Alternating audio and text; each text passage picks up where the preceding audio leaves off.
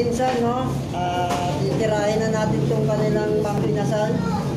Magbuwantes muna tayo para medyo maganda labanan. Yes, guantes.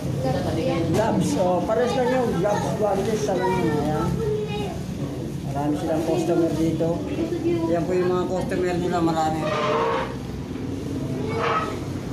Dahil siguro sa mura yung mga pagkain nila dito, kaya marami po silang customer. Kaya inaayon na rin natin to base dun sa tip ng kaibigan natin na mura daw yung pagkain dito. So kaya pinasyalan natin, kaya titirahin na natin itong manginasal na to. Ayan.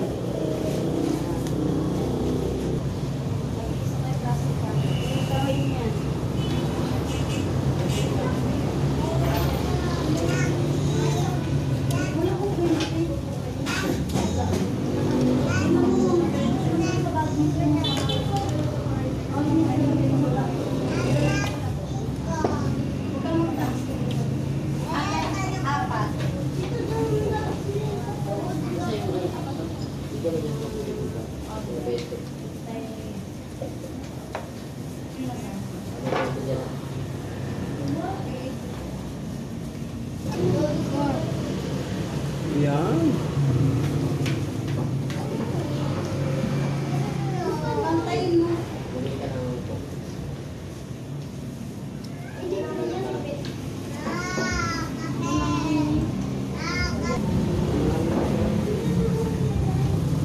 Malaki naman po yung manok nila. Oh.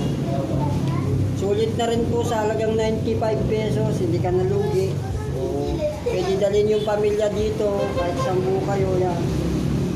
Tapos, ang maganda dito, only rice po. Doon sa matatakaw sa kanin, pasyal po kayo dito.